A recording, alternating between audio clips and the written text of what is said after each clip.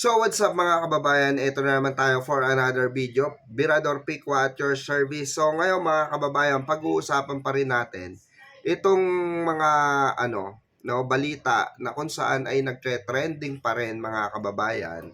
At patuloy pa rin po na pinag-uusapan dito po sa social media platform natin sa YouTube, Facebook, TikTok, no, at kung saan-saan pa. Ito nga pong pagkamatay ni dating Yusek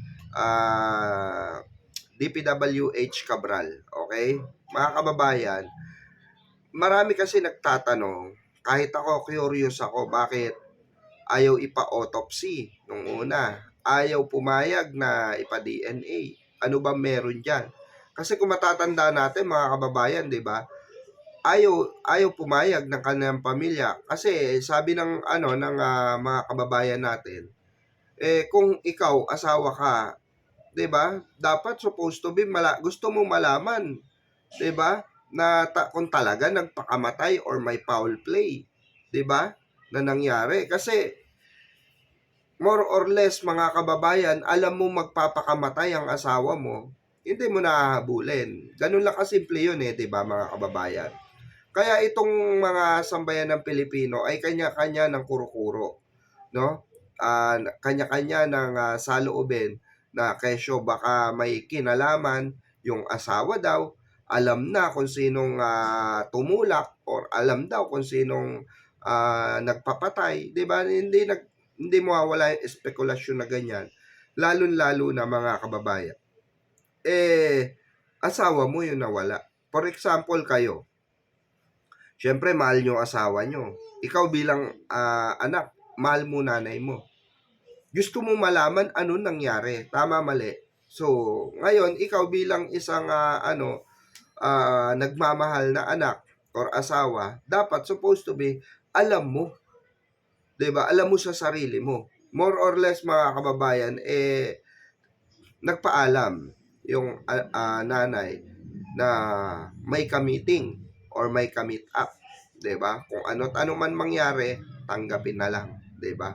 So pwedeng ganoon may mga posibilidad na pwedeng ganoon. Ngayon, itong tinuluyan nga itong pinuntahan ng mag-amo na hotel. Di umano ay ayon mismo kay Secretary DILG John Vic Remulla mga kababayan na itong hotel na ito mga kababayan ay pagmamay-ari pala dati ni Yusek Cabral na binenta pala kay Eric Yap. Oh. Kaya itong mga ganitong bagay mga kababayan na natatalakay or nagkakaroon ng iba't ibang kwento or tahinang kwento dahil po yan mismo sa mga lumalabas na information. Especially, alam po natin na si Eric Yap at itong dating partido ni Eric Yap ay ito po, no? Kala Yusek Cabral, ito po ay partido na kung saan bulgar po ng 51 billion, no? Na di umano ay napunta kay Pulong Duterte mga kababayan. Yan ang isa sa mga pag-uusapan natin. Kaya ito mga kababayan, yung sinasabing 51 billion ay ano po, 'di ba? Questionable talaga at ngayon ay pinag-uusapan, 'di ba? Kasi po nung bago mamatay si Yusek Cabral or nung iniimbestigahan, sinabi niya po, kinonfirm niya under oath na di umano yung budget na 51 billion na napunta kay Pulong Duterte, ito ay totoo at ito ay lehitimong nangyari, 'di ba? O kapag pera talaga ang usapan mga kababayan, alam natin 'yan, 'di ba? Kapag pera ang usapan, marami talaga ang may posibilidad na maging silence ka, may posibilidad na magsiwalat ka, 'di ba, ng kung ano man yung mga isisiwalat mo. 'Di po ba? Kaya nga pagkatapos banggitin yung 51 billion, wala nang paliwanag. Wala ring nagsalita, 'di ba? Walang itinatago o wala daw itinatago sabi nung partido or ng kampo ni Pulong Duterte, 'di ba? Pero bakit walang malinaw na investigasyon? 'Yun ang tanong eh. Bakit walang ano ba 'yan? Uso babayaran ngayon? Diyan sa Senado, uso babayaran ngayon sa Kongreso, 'di ba? Dapat maimbestigahan talaga 'yan. Kung may kinalaman, yung 51 billion na yan nalalaman or isiniwalat ni Yusek Cabral, dating Yusek, 'di ba? Kaya importante po mga kababayan na malaman natin yung katotohanan dito sa 51 billion dito. Actually mga kababayan, hindi lang 51 billion ang dapat tandaan. Kung hindi nagsiwalat ito at kung ano ang sinapit niya sa demokrasya, 'di ba? Ang nagtatanong ay hindi dapat nawawala, 'di ba? Yan ang totoo. Dapat talaga hindi nawawala ang nagtatanong. Ang problema mga kababayan, yung mga nagtanong nawala. Di po ba? Nawala po yung mga nagtatanong eh. Yun yung malaking yun yung malaking tawag dito, question. Bakit hindi na napag-usapan yung 51 billion?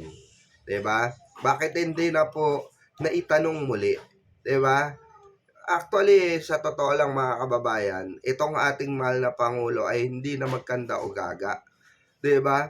Hindi tinalikuran ng ating mahal na Pangulo ang nasugatan sa serbisyo.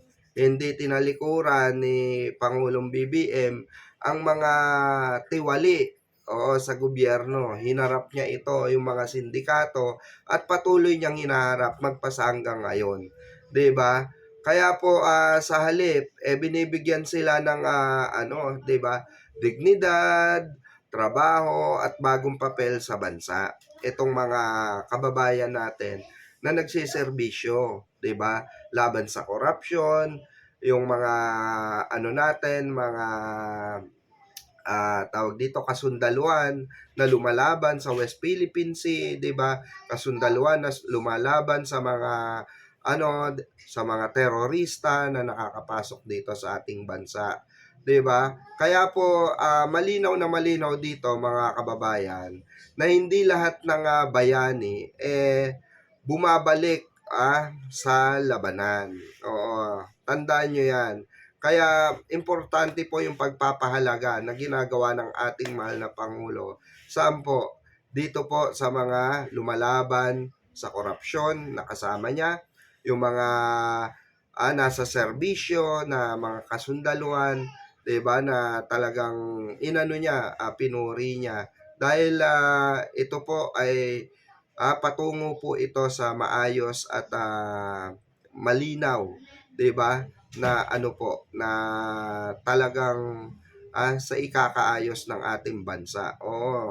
'Di ba mga kababayan? Kaya serbisyo ang talaga nakikita ko sa ating mahal na Pangulo. Especially lahat ng mga hindi man loyalista, yung mga umaklas or nag-aklas sa Duterte administration noon, nakita nila talaga, 'di ba, na sa bagong pamamaraan ng bagong Pilipinas, 'di ba? Ito ay talagang nakitaan nila na malasakit, tunay na serbisyo, aksyon at hindi puro dakdak lang. Merong nagawa literal. Serbisyo sa bayan na andyan nakita nila, 'di ba? At hindi hindi nagtatapos sa mga ganyang bagay. Lahat ng mga proyekto nakita nila yung mabilis na progreso ng mga saligang batas na pinapasa, 'di ba? At kailangan i-prioridad. Marami nagawa ang ating mahal na Pangulo, mga kababayan. Kaya itong dating Yusek Cabral, mga kababayan, dapat itong mabigyan ng highlights. Dapat muling maitanong yung 51 billion na inilantad mismo ni Yusek Cabral. Dahil parang ang dating dito mga kababayan, yung mga nag-iimbestiga or nag-iimbestiga noon ay tuluyang naglaho, tuluyang nawala, parang bula, 'di ba? Yan ang masakit na katotohanan. Kayo ba mga kababayan, ano ang saloobin nyo hinggil dito sa 51 billion na 'to? At ano ang saloobin nyo, no, sa ginagawa ng ating mahal na Pangulo kontra korupsyon at no, pag tawag dito, sugpo sa mga korupsyon na nangyayari sa loob at labas ng ating mga sangay ng gobyerno, 'di ba? Ito, hanggang dito na lang po muna ang ating video mga kababayan. Maraming salamat po sa inyong pakikinig at pakikipagtalakan dito sa ating video. Once again, ito po ang inyong lingkod, Birador Pico at your service. Kung nagustuhan mo ang aking video, paki-like po at paki-share na rin sa ating mga kababayang Pilipino upang marami pong makarinig ng ating saloobin at hinanaing regarding po sa nangyayari dito sa ating bansa. Maraming salamat.